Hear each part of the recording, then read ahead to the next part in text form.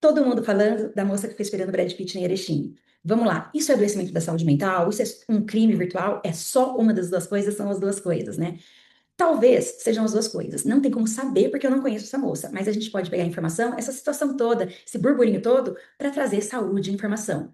Existe um caso bastante raro que chama-se transtorno de erotomania ou síndrome de Clendenin, que significa a pessoa é completamente funcional, trabalha, tem família, tudo ok, segue o jogo, uma pessoa saudável como um todo, mas existe uma esfera da vida dela, no caso, a de relacionamentos afetivos, sexuais, amorosos, que essa esfera da vida dela é adoecida. Então, ela tem certeza que um famoso, uma pessoa muito de classe socioeconômica muito díspare dela, muito distante dela, é completamente apaixonado por ela e eles têm um romance em segredo.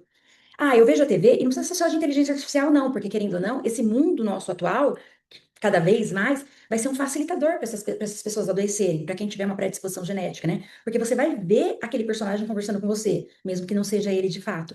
Mas antigamente, vamos colocar assim, as pessoas se apaixonavam porque elas viam na TV. Então, toda vez que o Silvio Santos mexia o microfone assim, eu falava assim, era uma mensagem para mim, porque eu sei que ele tá apaixonado por mim, mas ele não pode revelar ao vivo porque a mulher dele não vai gostar e ele é famoso. Então, outro dia eu vi uma reportagem dele numa revista, e juntando as palavras, tinha uma mensagem direcionada a mim, que ele ia estar com tal roupa. Vai se construindo uma narrativa delirante, ou seja, um pensamento, uma ideia que não é compatível com a realidade e que não pode ser questionável, não pode ser revogada, ela é uma verdade absoluta para a pessoa. É um transtorno delirante, é uma alteração do juízo de realidade. É passível de tratamento com antipsicótico, porque é um sintoma psicótico. Então, a síndrome de Clendenin-Bach, o que acontece? A pessoa muitas vezes está funcional, está trabalhando tudo ok, está passando desapercebida no dia a dia.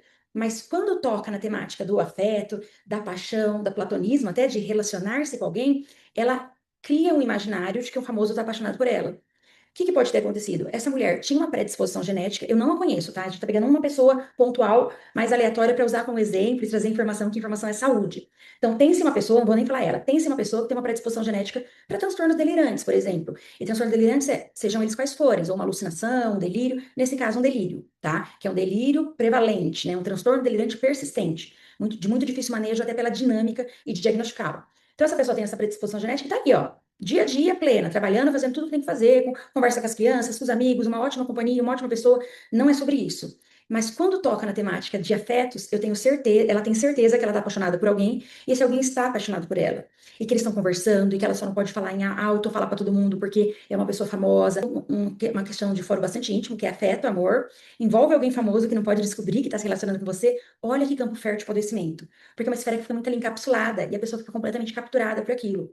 Às vezes é diagnosticado em pessoas ao envelhecer. Por quê? Porque com ao envelhecer, na teoria, você tem menos afazeres, menos atividades, uma dinâmica que é esperada de um idoso, ou pelo menos na teoria era, né? A pessoa tem menos atividades diárias de trabalho, entre outras coisas. E aí sobra mais tempo, teoricamente, para que ela vá ficando cada vez mais imersa nesse delírio, nesse tipo de pensamento, nessa ideia, e aí, muitas vezes, esse delírio começa a aparecer, começa a ressoar no resto da vida dela. Porque muitas vezes antes era uma esfera da vida, mas era à noite, ela conversava com o namorado, e aí você fala, ah, tá namorando, tô namorando, sim. E passa batido, já era. Mas quando aquilo vai tomando uma dimensão maior ou tendo repercussões outras, aí chama a atenção da população. E normalmente chama atenção porque é algo que não tem muita compatibilidade com a realidade. Não que um famoso não possa se apaixonar por mim, ou eu por um famoso, enfim, o mundo é 2026, a gente consegue muitas interações de forma mais imprevistas possíveis. Mas a chance de eu que não falo mandarim, me apaixonar por um grande magnata, milionário, chinês, ele começar a conversar comigo em português, que ele aprendeu só para falar comigo, e do nada vai criando-se uma narrativa que não tem muita concretude, é difícil sustentar. Mas para a pessoa que está delirante, aquilo tudo é uma verdade inquestionável. O que pode ter acontecido então? Ela é uma pessoa que via muitos famosos na internet, gostava de ver famosos, inclusive o Brad Pitt. Alguém foi dar um golpe, fazer um crime, se passou por um personagem para tentar extorquí-la de alguma forma e viu que ela ficou bastante capturada por esse golpe.